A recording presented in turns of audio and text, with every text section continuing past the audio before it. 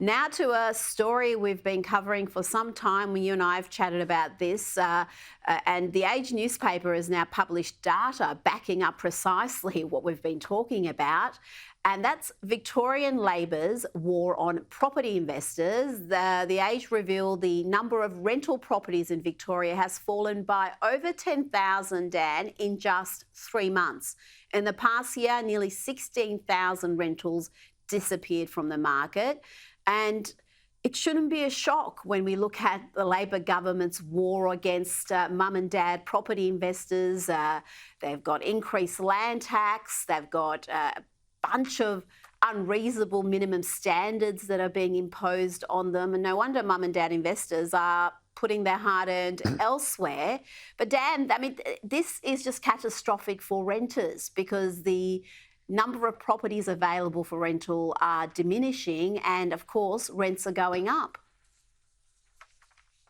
Well, that's right, Rita. Look, you've got two problems here. You've got the accelerator has been pushed on demand with the mass migration program, which has been completely out of control for 2 years now. It's been at record levels. Our analysis showed that 70% of new builds last year were taken up by international students alone across Australia, not just in Victoria. And then at the same time, as you've identified, you've got the brakes being slammed on the supply side. We know housing construction is down at 1980s levels, and you've got all of the red tape, the taxes that exist on constructing new houses in Victoria, but, you know, just as importantly on those who want to invest in new property. So, you know, it's just basic supply and demand. If you push demand up and you bring supply down, you're going to get shortages and you're going to have price rises.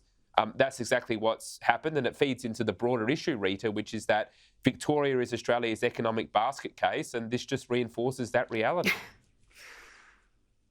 Sadly, it's hard to argue against that because our debt is out of control.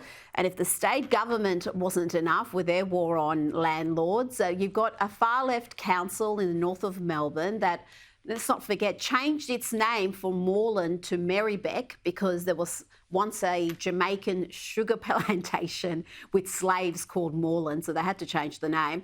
This council is now considering a plan to double the council rates for landlords. I guess they really do hate renters in Marybeck, Dan, because you're going to make it very difficult and expensive for anyone to rent a property if you press ahead with this crazy policy. Well, that's right. I mean, obviously, it's just going to make a bad situation worse. That's obvious.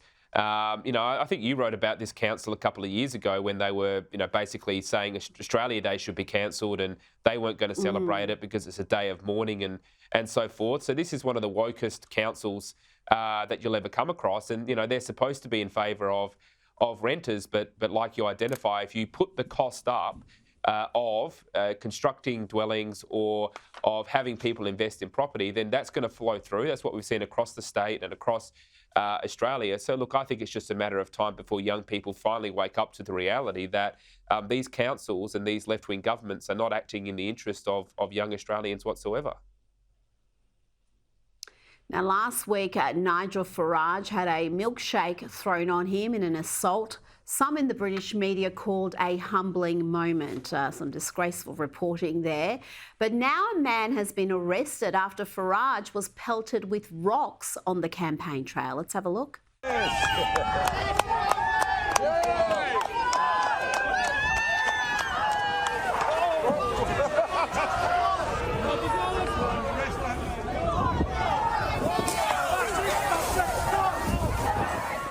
Now, Farage said that the local police in the Yorkshire village of Barnsley had warned him not to walk through the town. But this is supposed to be Britain. Politicians should be able to campaign without the fear of being assaulted, Dan. Well, that's right. I mean, it's another example of the victim blaming that we've discussed. It's the job of the police to protect people who want to safely walk through the community, especially politicians when you're leading up to an election. It's vital to a democracy. I think good on the police, though. It looks like they apprehended those individuals pretty quickly there. Look, there's a broader thing here, though, Rita, which is Nigel Farage has been one of the single most consequential figures in Western politics over the last decade. I mean, if it wasn't for Nigel Farage, we wouldn't have had Brexit. We've had basically 14 years of Conservative government in name only in the UK. And I think, regardless of how many seats Reform end up winning, if it's 1 or 5 or 10 or 20, I don't know what it will be. But Nigel Farage has changed debate. He's getting more attention, more publicity than the Conservatives. He's offering a different vision, saying, look, you have to reduce migration, you've got to fix the culture, you've got to fix the broken political system. So, look, he is a force like one we haven't seen for many years. And I think we need more political leaders like Nigel Farage that will make a debate, and speak up for people that don't have a voice in politics. You're absolutely right about the Tories being a Conservative in name only, and I think they've lost so much trust with their voters. They won in a landslide, but they governed like they were Labor light. And I think Farage is going to change that landscape again. And it's interesting, we've got the UK about to veer to the hard left with a Labor landslide at a time where most of Europe is going to the right, as we saw with the recent EU elections. So it's a fascinating time. Now, news of the Victorian government appointing a parliamentary secretary for men's behavioural change. How Orwellian. Well, it's been mocked far and wide, including by one of our fave comics, Ryan Long. Let's have a look.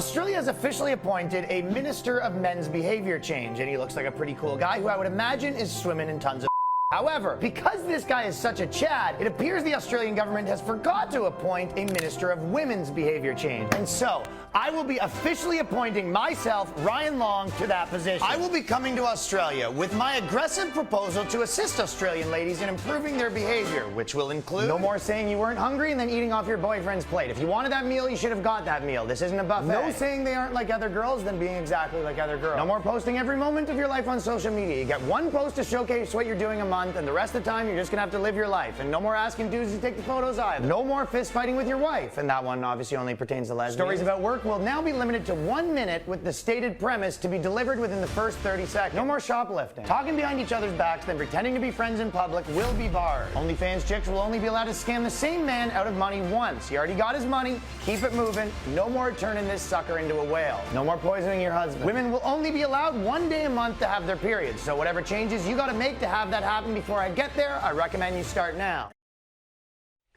He's besmirched all of Australia with that policy. It is only just Victoria. But in the interest of equality, will we eventually get a parliamentary secretary for women's behaviour change, Dan, to battle toxic femininity, perhaps?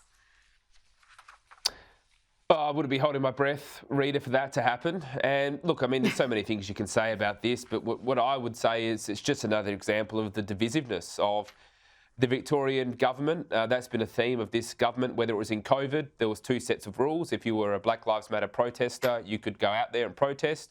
If you were someone that didn't want lockdowns, you were arrested. Whether it's to do with the voice and the treaty process of dividing Victorians, the way they treated small business owners and workers as compared to big business and public servants.